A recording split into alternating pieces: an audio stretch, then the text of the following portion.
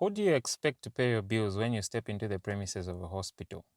I want you to think about this very frankly and speak to your heart, and let's say what comes out. The answer to that simple question is going to tell me whether you have a problem or maybe the system has a problem. Today I want to talk about two things. One, entitlement, and number two, self-worth. Here's the thing about entitlement. Let's say I'm going for work and then I see a security guard who's just at the gate there. When I pass the first time and I give this man 100 kwacha, he's going to be very thankful. The next time I do it, he's going to be thankful, but not as much as the first time.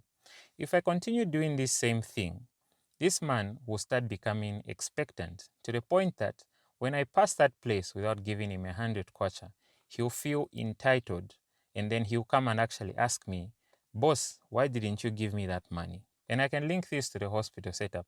Back then, in the times of Kenneth Kaunda, things used to be provided. You know, our parents were actually given mealie meal at home.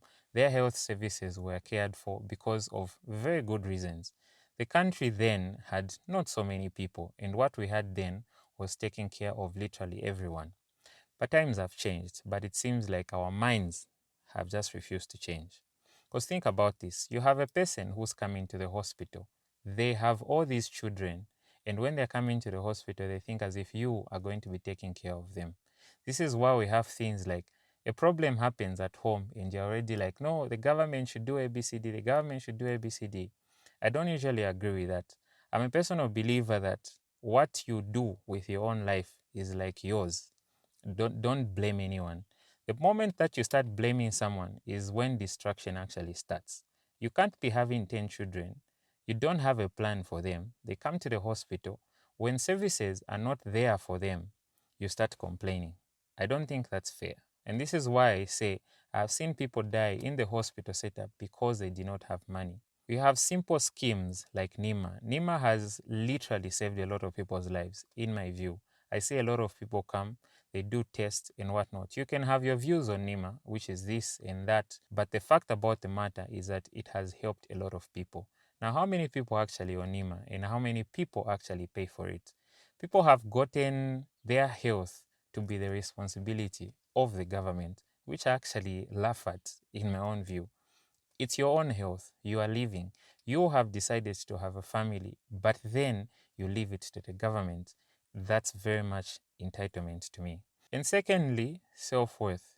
Self-worth simply means that you need to know what you are as a human being. You cannot live life to chance, where you come to the hospital and expect things will just flow in whatever direction, like you just don't have a plan. And these things happen to people who have money and people who don't have money. So I don't think money here is like a problem. The key thing is priority, because I've seen many people who looked like they were very poor, but I've seen them count money underneath their beds in the hospital, and you might think as if money is a problem. It's just literally the mindset. People have left everything to an entity which cannot provide them everything. And this is something that I want you to think about, like really think about. The difference between life and death in the hospital is a very thin line, very thin line. And the responsibility lies on you before you come to the hospital. The point of this video is that take your own health into your own hands. If yourself, you show that willingness, that responsibility, you will do something about it.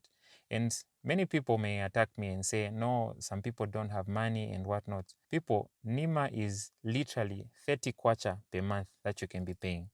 How many 30 kwachas do you see each and every month? But people have just decided not to. People feel as if a scheme is going to be only important when they actually get sick. But you'll be surprised. There are procedures that are going as high as 75,000. You will just break your leg. And the things that are needed there, you need like way more money. What do? You end up losing a limb. You end up becoming a lame person because you didn't prepare for such things.